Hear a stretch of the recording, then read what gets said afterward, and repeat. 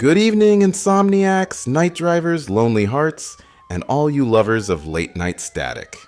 You're tuned in to 107.9, Midnight Frequency, where the hours stretch long and the world feels just a little quieter.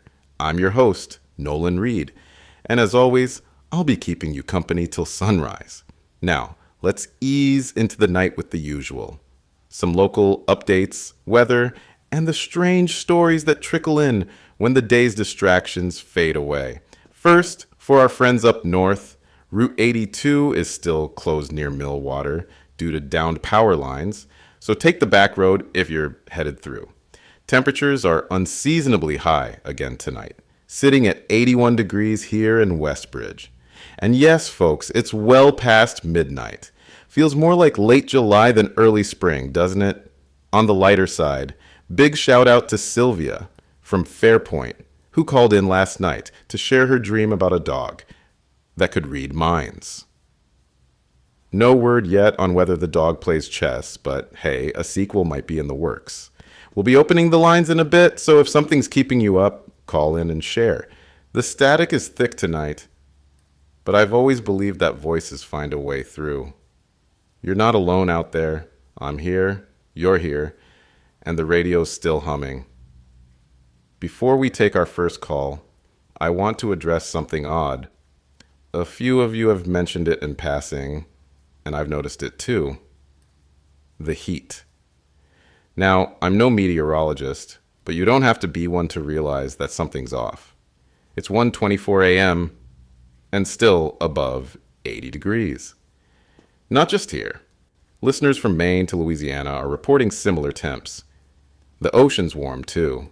Some say unusually so for this time of year.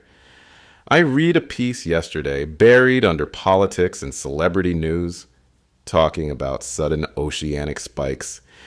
Thermal anomalies, they called it. Blamed it on climate patterns, El Nino, solar flares, yada yada, the usual suspects. But when the water in your sink feels like bath water and the breeze outside smells metallic, you start wondering if it's really just the sun. I'm not saying it's the end of the world, but I don't know. Sometimes we brush past strange things because we're too used to the comfort of routine, a little too eager to keep the music playing. Anyway, maybe it's nothing. Maybe it's something. Let's take our first call. You're live on Midnight Frequency. Who's with me? Caller. Yeah. Name's Granger. I'm calling from Cape Elwood. Just got back to dock about an hour ago. Welcome, Granger. What's keeping you up tonight? Granger. I don't know how to explain this. I fish these waters every night. But tonight, the sea was different. Go on. Granger. It was hot. Not warm. Hot. Like the steam off a kettle. I dipped my hand and jerked it back. Burned me. Burned you? From the ocean? Granger. Yeah, and there was this sound. I shut off the engine. Dead quiet, no wind. Then I heard it. Like a hissing. Constant. Like the sea was breathing. It wasn't the waves. It wasn't the boat. It came from everywhere. Was there fog? Granger. Thick, but not like morning mist. It had weight. Smelled like rust. I tried the radio. Got nothing but static until just now I heard your voice. It was the first voice all night. You're not the first to mention odd things in the air, Granger. But this? Boiling water and hissing seas? Granger. I'm telling you, man, something's wrong. I've been on these waters for 30 years. The ocean doesn't make that sound. Not unless it's... Unless what? Granger. Unless it's dying? Granger's line cuts. No click. No static. Just gone. Okay. Well, that was unexpected. Granger, if you're still listening, try calling back. Or if anyone out in Cape Elwood can confirm his story, lines are open. You ever get that feeling, listeners? That slight pressure in the air? Like the room's gone colder, though the heat hasn't changed? That's what it feels like in here now.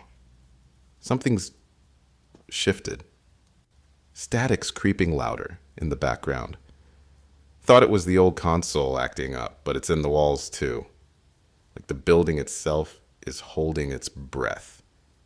Just a minute ago, I queued up a song and it cut out halfway. No warning, just silence.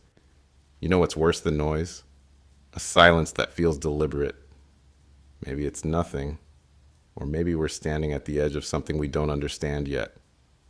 Granger, the heat, the hissing water, the silence in the signal. Maybe it's all just coincidence, or maybe not. Either way, you're here. I'm here. And the radio's still humming for now. You're listening to the radio. When the oceans start to boil, stay with me. We interrupt tonight's usual broadcast with an emergency update. Multiple listeners across coastal areas are reporting something strange, something dangerous. If you're near the shoreline, please listen carefully. Reports are flooding in from up and down the eastern seaboard. Thick white fog rolling in. Not morning mist, not the coastal haze we're used to.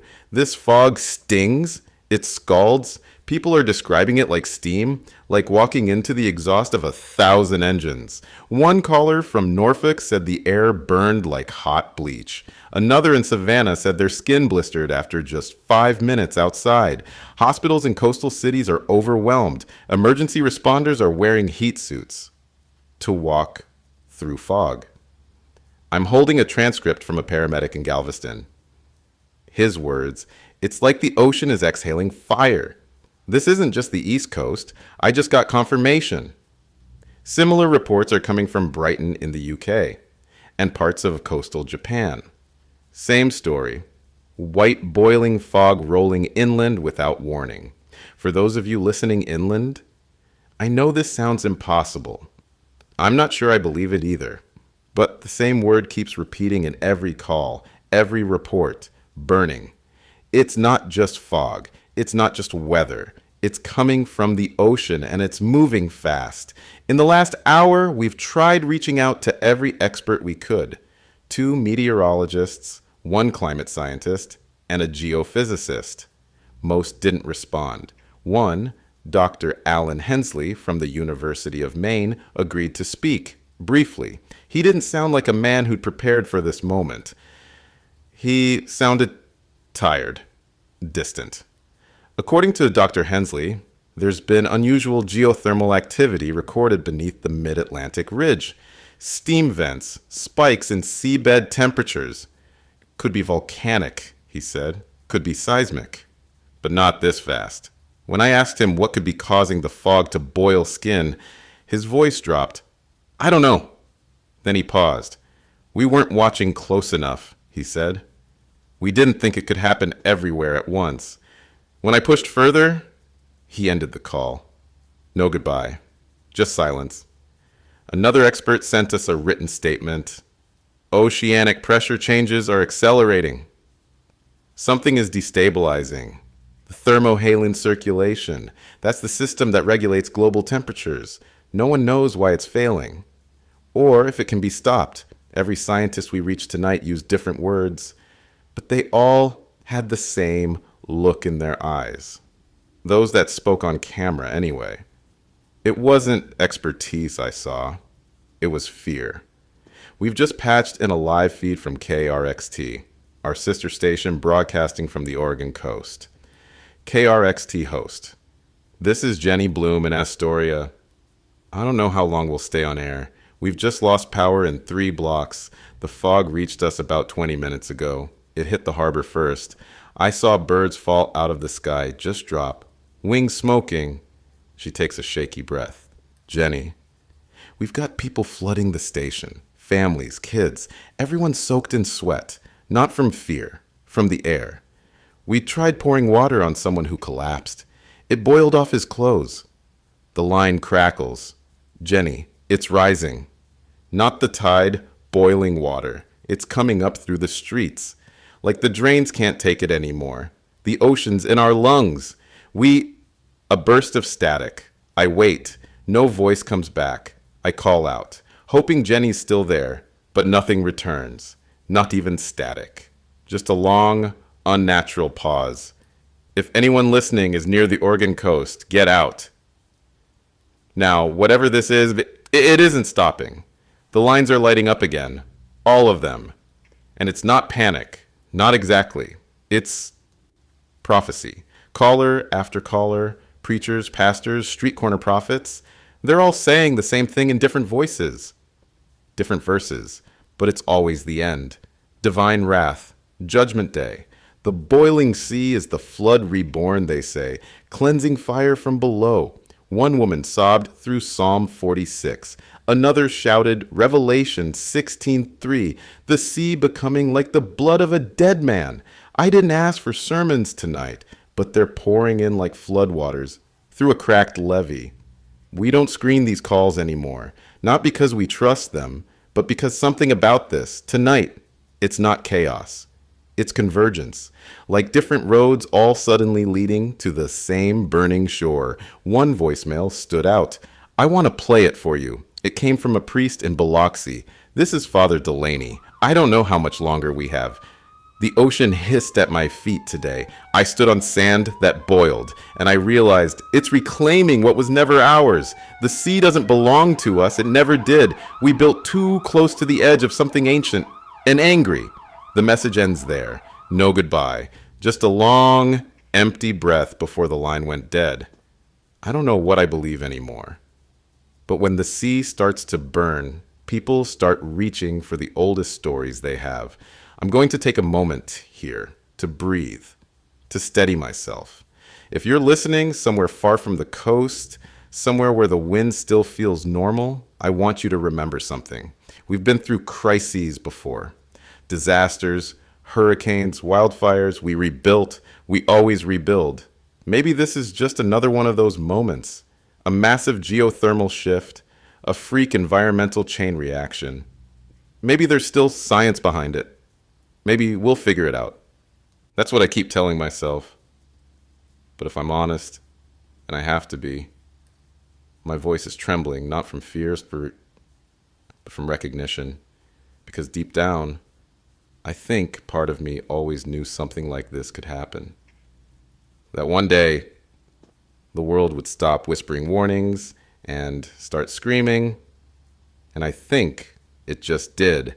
We've just been interrupted by an emergency patch from NASA. I've got the live feed in my earpiece now, and I'm going to read this to you word for word. Dr. Amina Chowdhury, Senior Orbital Systems Analyst. We are observing coordinated steam eruptions along multiple oceanic ridges. The satellite thermal readings are rising faster than any known volcanic activity. These plumes are not isolated, they're synchronized, simultaneous. From space, it looks like the planet is venting. She pauses there for a full 10 seconds. Then she finishes.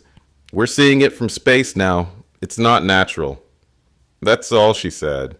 The signal dropped after that. And I don't know what's worse. The silence that followed, or the truth in her voice before it disappeared. If you've just tuned in, this is Nolan Reed. You're listening to Midnight Frequency. The lines are still open. And what's coming through isn't panic anymore. It's memory, fragments, confessions. I want to play something we received just minutes ago. It's a voicemail sent from a blocked number.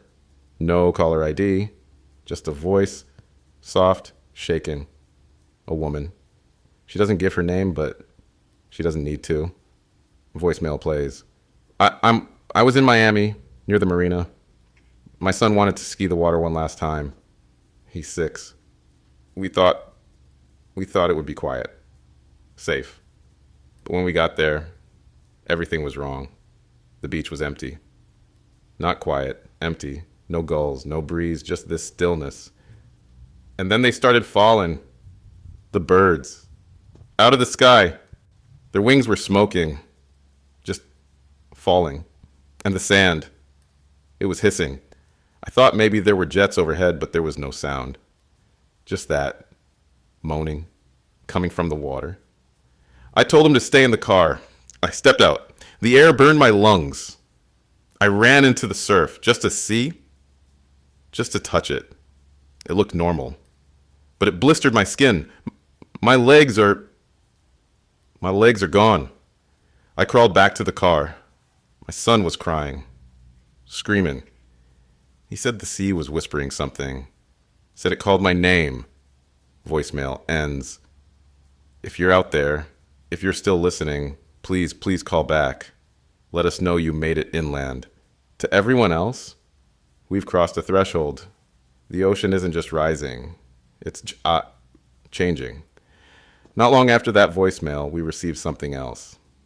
This time, a recording. Old school. Found drifting in a derelict yacht by a recovery team near the Florida Keys. The vessel was unpowered, soaked in salt, half melted from heat exposure, but the recorder still worked.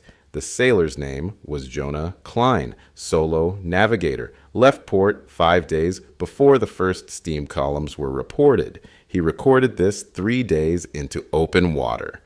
Recording plays. Jonah's voice, ragged. Third day at sea, no sign of wind, water's like glass. Fish stop biting, no birds, not even bugs. It's like the ocean is listening, watching. I tried the radio, dead static. Compass is spinning. I'm not drifting, I'm being pulled. Somewhere deep, the water around the hull bubbles.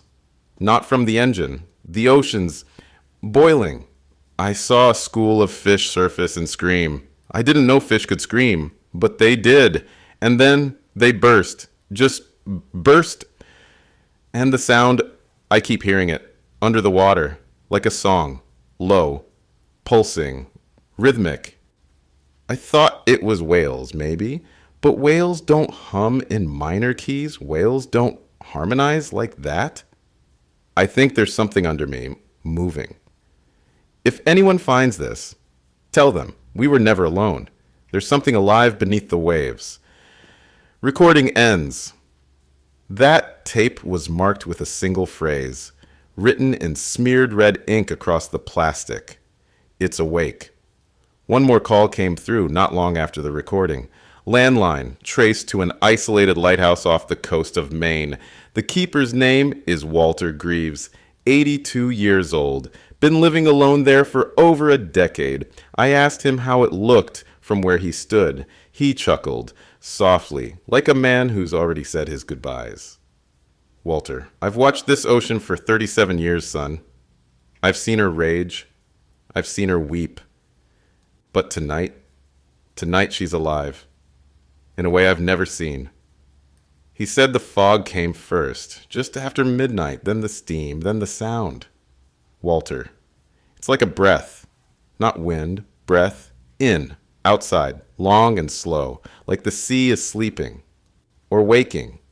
I climbed up top an hour ago and looked out, and I swear to you, Nolan, there were lights down there, flickering under the water like cities, or signals, or eyes. I asked if he felt scared. He said no. Walter, I think I was always meant to be here. To see it, the last nightlight on the coast. Watching the sea, remember who it is? He didn't hang up. He just stopped speaking. And somewhere, in the hum of that empty line, I could swear I heard the ocean breathe. Since midnight, the flood of voices hasn't slowed. But now they've changed. The panic has shifted. It's quieter, stranger. I've had 3 separate callers tonight, all from different states, describe the exact same thing.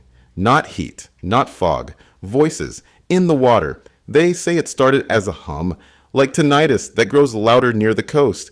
Then, under the hum, whispers, software, personal, intimate. One caller from Mobile swore the ocean said her name, over and over, as if it remembered her, as if it had been waiting. Another said he saw shapes in the steam. Not human, not quite. He described them as outlines, moving, twisting, staring back. He didn't sound hysterical. He sounded hollow, like something had taken the part of him that could lie. And just now, between songs, I heard it too. No, not in the room, in the headset, just beneath the static, a whisper. Too faint to catch, but I swear it knew me. I took my headphones off, waited. Silence. I put them back on, and it stopped. I've been doing this show for 15 years. I've heard delusions, I've heard liars, I've heard real panic. This isn't panic. This is recognition. The ocean is whispering, and we're starting to hear it. We have one more call tonight before I close this segment. The number came through from a secure line, a shelter somewhere inland. Location withheld. The voice on the other end is young. A girl. Maybe 8, 9? She doesn't say her name, doesn't cry. Just talks. Like she's been waiting patiently for someone to pick up. She says she's safe. Says the grown-ups in the shelter don't like to talk about the water, but she hears it anyway. In her sleep. In the pipes. In the silence between breaths. She says the water is speaking to her too. Only she doesn't say whispers. She says it sings. I asked her what the song says. She waited a long time. And then she answered, in a voice so calm it chilled my blood. It says, we did this. That was it. The line dropped. No static. No goodbye. Just gone. And now I'm here, alone again in this room, wondering if the ocean is listening to me too. If it remembers my name, or if it's already said it. It's almost surreal how calm they sound. Right now, if you flip to any major broadcast network, you'll hear the same looped messaging. Press briefings, recorded statements, that robotic tone of forced reassurance. This morning, the Secretary of Environmental Affairs made a national address. She said, and I quote, "The situation is under control. What we're seeing are isolated geothermal disturbances, localized, manageable. As if manageable describes entire coastlines going dark. As if manageable explains listeners like Granger, like Father Delaney, like that child, calling in with first-hand accounts of burning fog and whispering oceans. The press asks questions. They're met with shrugs and scripted lines. We're monitoring it. We're in contact with the appropriate agencies. We urge the public to remain calm." Remain calm. That phrase is starting to feel like a command, not a comfort.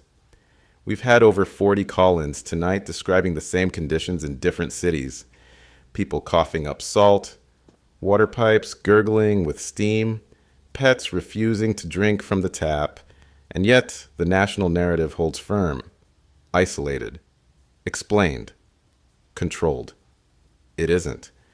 And the longer they pretend otherwise, the more I wonder, are they lying to us, or are they lying to themselves?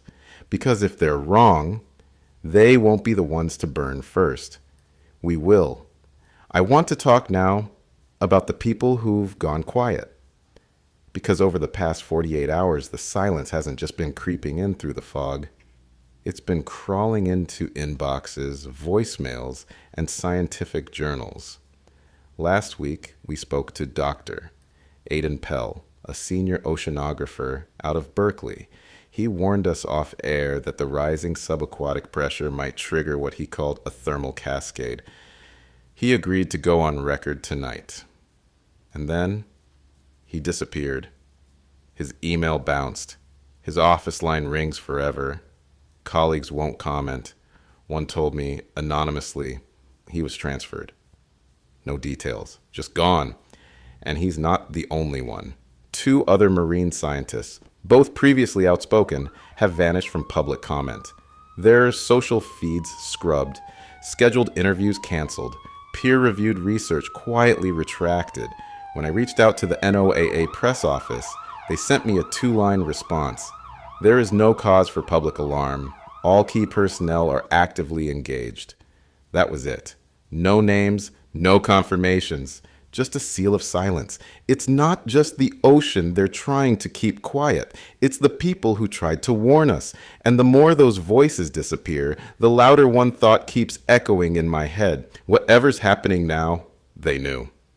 An hour ago, something arrived in my inbox. No name, no return address, just an encrypted audio file labeled only, "For air if you dare."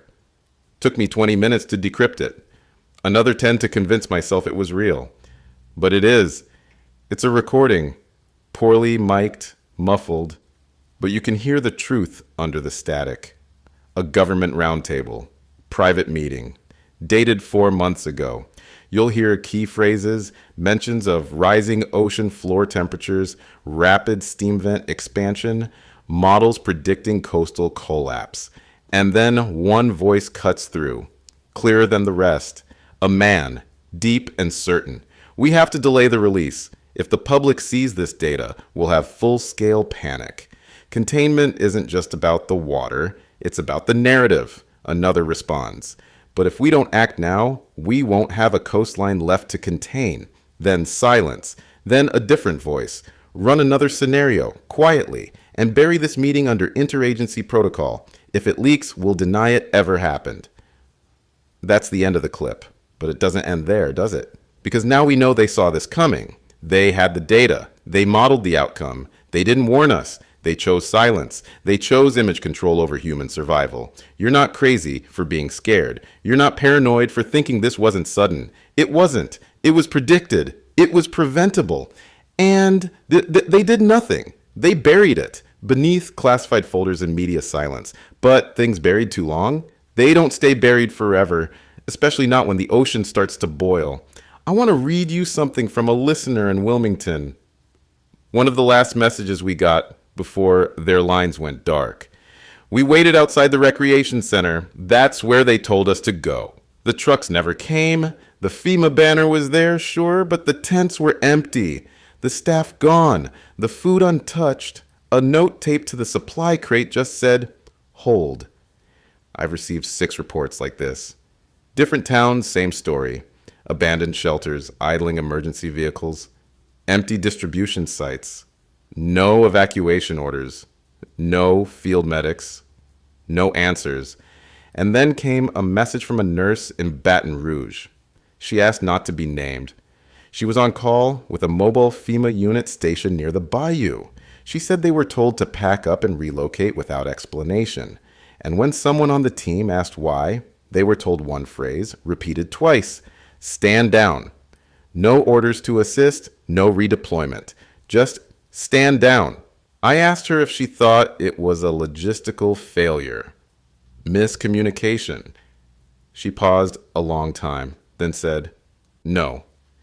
It felt like they were leaving us behind. We've heard rumors of back-channel coordination, bunkers, convoys, restricted zones far inland. It seems like someone's being protected, but it isn't us. Right before the last break, something came through on my private channel. One I don't give out. It wasn't a call. It was a message, compressed audio, no return path, completely untraceable. I played it back twice. It was a voice I didn't recognize. Male, calm, almost casual, but the words were precise. You've said enough. Stop broadcasting, or else. That was it. No name, no threat spelled out. Just silence after the words dropped. I don't know who it came from. Government? Military? Some rogue agency trying to control the narrative? Does it matter? What matters is what I do next. And here's the thing, if they're asking me to stop, it means someone's listening. And if someone's listening, it means someone still cares. So number, I won't stop. Not tonight. Not until I've said everything that needs to be said. Because silence is the first symptom of surrender. And I'd rather go out speaking truth than stay safe in a lie. We were halfway through our next call when it happened. Everything froze. My board lit up with interference. My mic dropped for 7 seconds. No warning, no technical glitch. Then the feed returned, but it wasn't mine anymore. A voice, cold, lifeless, military, cut through. No intro, no context. Just a message broadcast nationally. Remain calm. Do not trust unauthorized transmissions. Repeat, do not trust unauthorized transmissions. The voice repeated it twice, each word sterile and exact. Then silence. No credits, no tone, no fade, just me, staring at a console that suddenly wasn't mine anymore. I checked the logs. That override didn't come from any station I know. Someone hijacked the national airwaves, and they didn't say the transmissions were false. They said they were unauthorized. That one word speaks louder than any denial, because you don't censor lies. You censor the truth. And I think, deep down, they know this truth is bigger than them. And it's boiling up fast. They say science is about questions. But tonight, I'm more interested in the people who were punished for asking them. I spent the past 2 days tracking down voices that have been forced off the record. Scientists who once worked for major institutes. No AA, USGS, independent research labs. Most of them either ignored my messages or were too afraid to speak.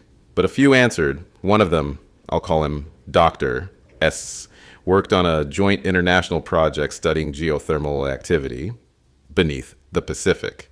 Before the blackout, he told me, quote, 3 months ago, we picked up a chain of deep sea pressure anomalies, way below tectonic levels. Too fast, too hot, too coordinated. We filed a red alert. The data vanished within a week. I asked him what he meant by vanished. I mean deleted, servers wiped, project defunded, everyone reassigned or gagged. He sent me a scan, dated, timestamped, archived. A satellite thermal scan showing the ridgeline under the Pacific, glowing brighter than it should have. The pattern is almost fractal. It pulses. When I asked what it meant, he said, something's building or waking up. He believes the current eruptions, the boiling, the fog, the silent quakes aren't a result of surface warming. He believes they're being released from beneath. I pressed him. Why suppress this? Why not warn people? He said. Because when governments are afraid of panic, they bury what they can't fix. And what they buried is boiling its way back up. After that conversation, I got an anonymous tip. A burner line. Just a few minutes of audio, no name, but the voice was clear, confident. A man who'd worked in oil, a former petroleum engineer, offshore contracts, deep sea rigs. He started by saying, we drilled into something we didn't understand. He went on to explain that a private contractor, he wouldn't say which, was conducting ultra-deep exploratory drilling west of the Mid-Atlantic Ridge. Experimental, risky, the kind of thing no one would authorize above board. According to him, they went deeper than any marine operation had gone before, past the crust's upper thermal zones. They hit something. He didn't call it magma. He called it void pressure, said it hissed like steam but didn't rise. It pushed back, he said, like the ocean exhaled. Shortly after that, the operation was quietly shut down. The workers reassigned, the rig decommissioned and scuttled, but a week later, seismic pulses began. Not earthquakes, something else, rhythmic, even.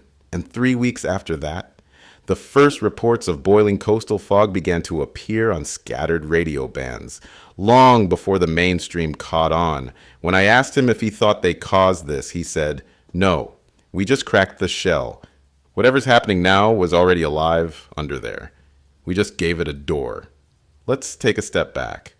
Because at this point, there are more theories floating around than survivors near the coasts. Some scientists point to tectonic stress, unusual plate compression triggering undersea heat vents. Others say it's massive gas pockets igniting beneath pressure, methane bubbles rupturing upward in violent bursts. One geologist sent me a theory involving collapsed magma chimneys, suddenly venting thermal energy into shallow ocean zones. But none of these theories explain the synchronization. Why are multiple oceans flaring at once? Why are these vents aligning across fault lines with mathematical precision? One researcher, under strict anonymity, offered another explanation. It's a release pattern, they said. Too exact, too consistent, like something counting down. I asked, you mean like a natural cycle? They paused. I mean like a mechanism. I don't know what to make of that. A mechanism. What mechanism lies beneath the ocean? What has the intelligence or instinct to synchronize boiling points across continents? Whatever it is, it's not random. And the more I hear, the more I believe this wasn't triggered by nature. It was provoked. There's a shortwave frequency I monitor from time to time, an old naval band long since decommissioned. It usually hums with static, maybe the occasional blip from forgotten weather buoys. But tonight, it sang. At exactly 2:17 a.m., it broadcast a burst of Morse code. Tight, urgent, clean, not automated. Someone was tapping it by hand. I recorded it, ran it through a translator, checked it 3 times to be sure. The message was short, just 5 words. It wasn't nature. We're sorry.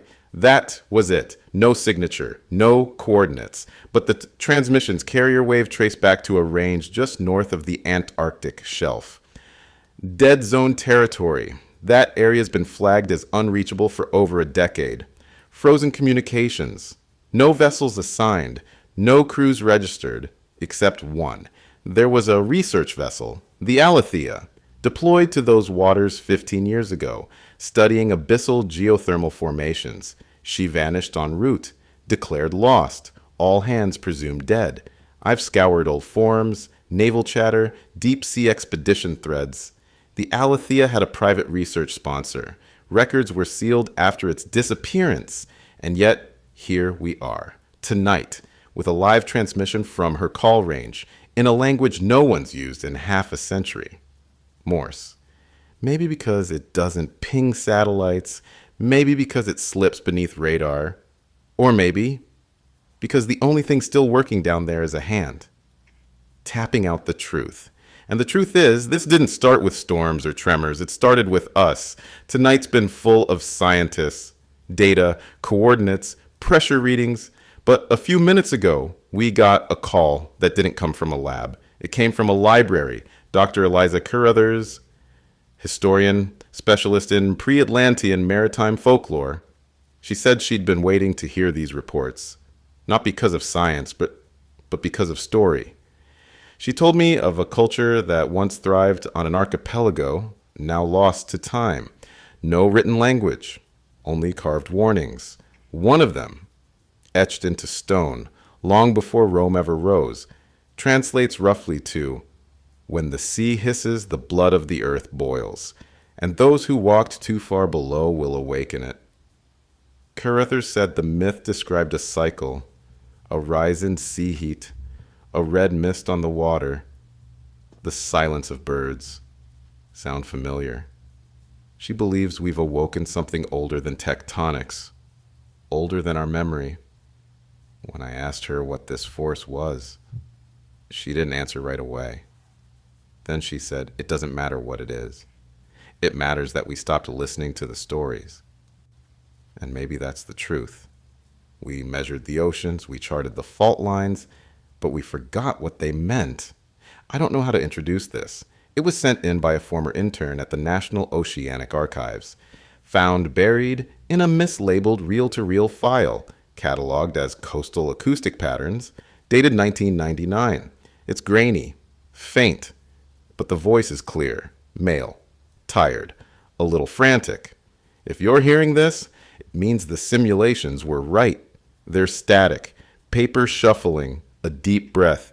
We believed the vents were stabilizing. We were wrong. They're aligning. And when they do, the pressure won't just release. It'll resonate. More static. April 12th. Mark it. It'll start where the ridges converge. It'll end when the deep sings back. He tries to say more, but the tape cuts. Abrupt. No final word. Just the soft scrape of something, like fingers against metal. And then silence. April 12th. That's today. The first fog rolled in just after midnight. The first transmission cut at 12:06 a.m. And now we know. Someone knew. A quarter century ago. They ran the numbers. They saw the shape of it. And then they buried it. Just like the fault lines. Just like the stories. But nothing stays buried. Especially not when it starts to boil. If you've made it this far inland, you might think you're safe. But safety's starting to feel like another broadcast myth. I'm speaking to you tonight from a town that wasn't meant to hold this many people. Population 1,200. It's now hosting nearly 4,000. Every gym, school, and church has been turned into a shelter. No beds, just mats, no quiet, just murmurs, no clear answers. This morning, I walked past a line that stretched from the post office to the elementary school. People waiting for bottled water, ration bars, updates that never come. A woman offered me her place in line just to ask if I'd heard from her sister in Galveston. I hadn't. Tensions are simmering. You can feel it. We're all holding our breath, pretending the walls around us mean something. But this town wasn't built for this kind of weight. Of people, of fear, the mayor tried to calm everyone. Called it temporary, said help was coming. But we've heard that before. We've seen the empty FEMA tents, the abandoned trucks, the silence. What we're living in now isn't order. It's managed collapse. And in that collapse, people cling to any voice that still speaks with clarity. Not just mine. There's another one. A rogue station. Low power. Faint but rising. They're calling it the signal. And it's saying what the world won't. Let's talk about that next. Somewhere north of here, buried between collapsed barns and broken towers, a group of survivors has built something remarkable. A pirate radio station, strung together with wire scavenged from guardrails, antennas bolted to wind turbines, and a generator powered by salvaged solar and scrap. No sponsors, no commercials, just raw voices, songs, updates, poetry carved out of grief and wires. They go live once a day. No schedule, no warning. You either catch it or you don't. But when you do, it feels like hearing a heartbeat in a sea of white noise. Today, they broadcasted a piece called Notes from the Ashes, a survivor's journal, describing the moment she realized the ocean had swallowed her entire hometown, how she walked through steam to reach higher ground, how she learned to breathe again, surrounded by strangers who refused to break, and in the background, woven into the static, a simple looped phrase, "We are not gone. We are here. We remember." No one knows who built the signal. Rumor says it was a teenage girl who lost her parents and found her voice in a junkyard full of broken radios. Whoever they are, they're not just broadcasting resistance, they're broadcasting remembrance, and people are listening. Earlier tonight, I played a track that caught a lot of you off guard. No lyrics, no rhythm, just layers of static, piercing feedback, snippets of radio fragments woven into a low, slow melody that seemed to shimmer with memory. That piece was called Echo for the Drowned. It was created by a musician out of San Diego, Jacob Vintner. He was a sound designer, a father, a cellist before the coast vanished. He lost his entire family the night the Pacific boiled, but he didn't stop recording. Instead, he took what was left, his grief, his field equipment, the whines and hisses of dying towers, and he made something that feels like mourning and hope fused together in electromagnetic pulse. He sent the piece out into every band that would carry it, and in his final note, all he wrote was, "If they're still out there, maybe they'll hear me." Jacob didn't make it inland. We got the file 2 days after he vanished, but the music survived. So we'll play it again and again, because even grief deserves a voice. I checked the message queue between segments. Most are static now, lines gone cold, but one came in moments ago. A voice, unnamed, male, mid-30s maybe, words trembling but deliberate.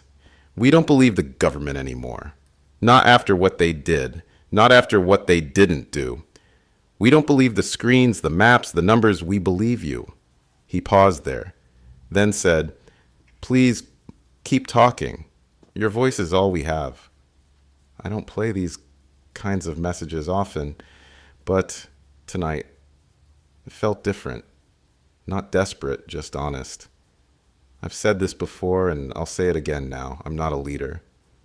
I'm not a scientist. I don't have answers.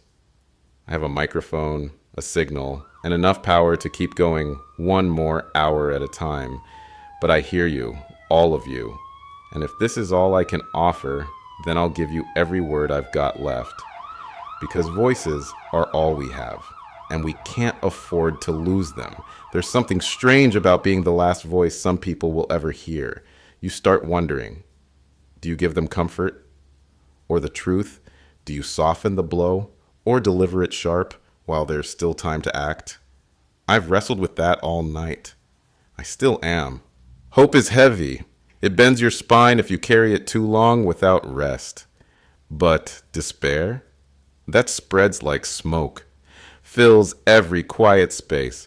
So I'll tell you this, we're not okay, but we're not finished. And if we're still breathing, still speaking, then we're not gone.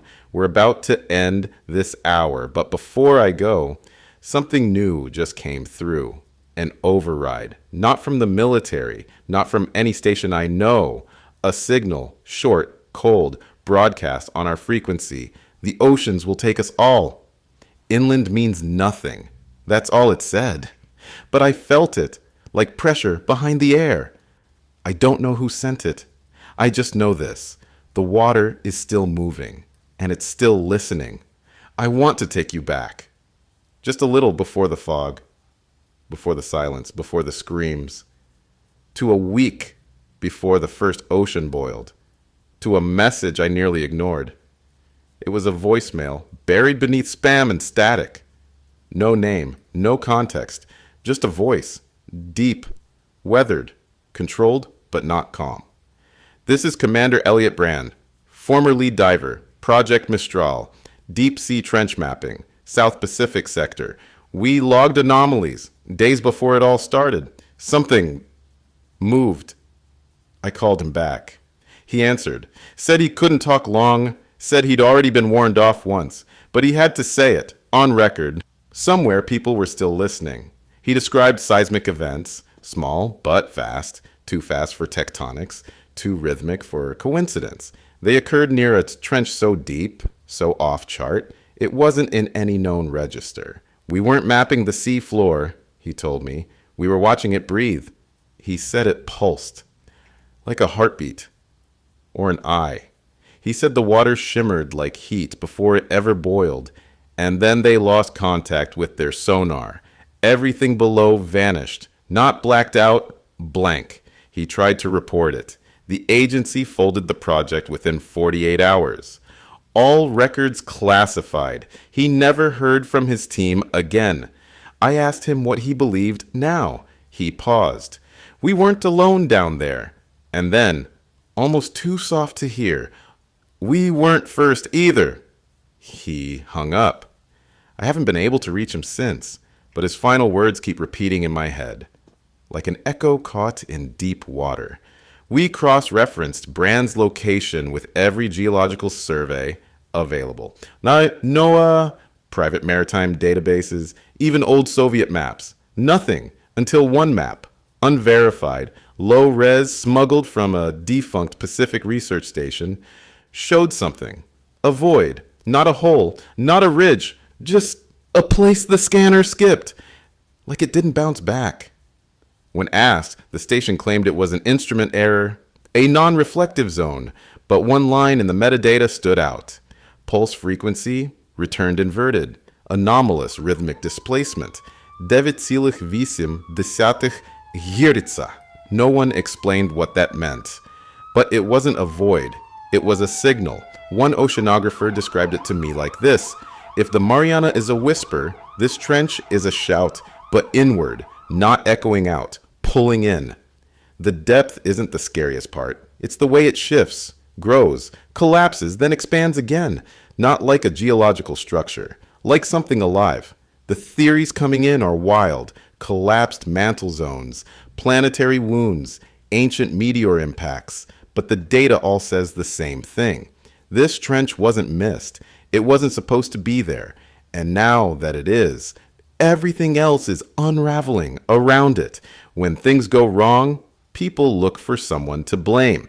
And maybe, this time, they should. A leak came through this morning. An engineer, former shell contractor, offshore team. They were drilling in international waters, deeper than protocol, beyond permitted zones, unmarked trench, high-risk operation, no oversight. He claims they struck something. Not oil, not gas, but pressure, pure heat, something beneath the rock, sealed off by time and pressure. It wasn't magma, he said. It didn't burn. It pushed, like something trapped. He begged them to stop. They didn't. 2 weeks later, the crew started getting sick, ears bleeding, dreams repeating. The drill's frequency changed. Instruments recorded rhythmic pulses. The rig was pulled, the project shut down, quietly. Then came the first plume, and then the fog. I asked him if he believed they'd caused it. He said, "We didn't cause it. We opened it." Then added, "And now, it doesn't need us anymore." There's a naval log, buried under a Freedom of Information denial, about a submarine mission classified above top secret. The vessel was called Argo 9. Its assignment: explore abnormal seafloor tremors and heat surges near the South Pacific Trench. According to a redacted transcript we obtained, communication with Argo 9 degraded over hours. Crew behavior became erratic. First, the log stopped making sense. Loops, repeated phrases, humming, then came the singing. The final entry, dated 5 days before the vessel vanished, reads, "They're hearing it now. All of them. Same melody, different words. The water is talking." What's haunting is not just the words. It's that the signal, recorded from inside the submarine, matches the pulse from Brand's trench. Identical frequency. The audio was meant to stay buried, but someone leaked it, and we played a clip earlier tonight. You heard it?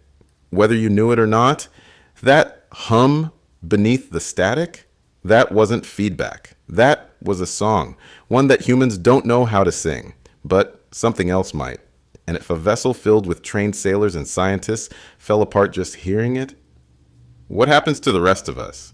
A theologian reached out tonight, retired, private. She wouldn't share her name, just her scriptures. She said this has all happened before, that long before sonar, before satellites, even before language, there were stories written on stone, passed by voice, of the sea boiling, the sky blackening, and a voice rising from the deep. The ancients called it Leviathan, not a creature, a presence, the sea's will made flesh. She quoted from the book of Job, chapter 41, "Out of his mouth go burning lamps, and sparks of fire leap out." And then from Revelation, the second angel poured his bowl into the sea, and it became like the blood of a dead man. She said we should never have treated these as metaphors. I asked her what she believed was happening now. She said, "Well, the sea is remembering what we forgot, and it's waking the thing we buried in story." She told me to pray, then hung up. But it's not prayer I hear when I turn down the music. It's the hum, getting closer. I don't know how much longer this feed holds. The towers are flickering. The signal feels thin, brittle, but I need to say this while I still can. We've talked about fog, fire, boiling oceans, failing systems, abandoned science, censored truths. But none of that was the cause. All of it, every bit, was the surface reaction, the echo, because it wasn't the water. It wasn't even the fault lines. It was what was sleeping under it. And now it's breathing again. Can you hear it? Listen, just listen. If you're still hearing this, you're one of the last. I don't say that for drama or fear. I say it because it's true. We've scanned the bands, AM, FM, shortwave, military. One by one, the voices have gone silent. One by one, the hums turned to static. Most of the major stations folded days ago. Their towers gone dark. Their transmitters flooded or burned. Right now, this feed, this fragile line you're hearing, is powered by a backup generator and a salvaged antenna strapped to the roof of an old communications van. There are 6 of us here, that's it. 1 voice, 2 texts, and 3 people who just didn't want to be alone anymore. The rest, we don't know. We don't know who made it inland, who held on, who let go.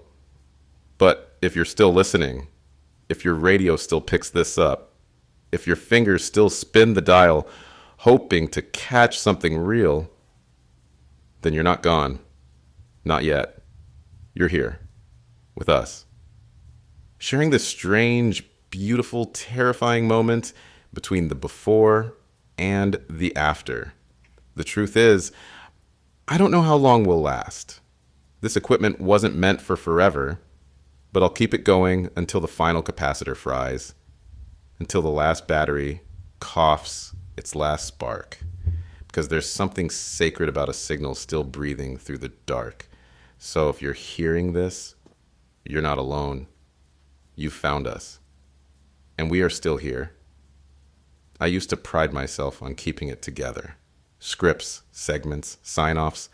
I had a rhythm, a cadence, a job to do. But tonight, I don't know if that matters anymore.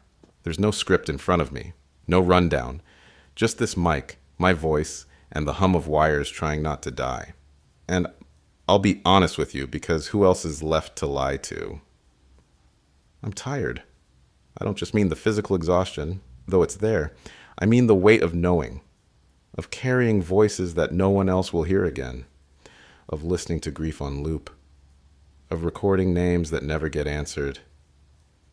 And yet, I'm still speaking, still breathing, still sitting here with this red light blinking back at me like a heartbeat that refuses to stop, because someone might still be out there.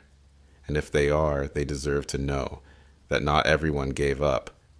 They deserve to hear something human, even if it cracks, even if it breaks, even if it's just one man whispering into static, hoping someone, anyone, answers back. There's this idea in radio, if you broadcast long enough, eventually you'll reach someone.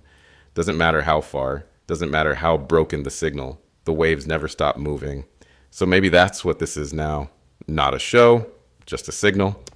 Searching. Still here. Still fighting the silence. Still believing that someone's on the other end? I asked earlier tonight for final messages. Not updates, not news, just words, any words. And they came in. So many more than I expected. Some arrived as recordings.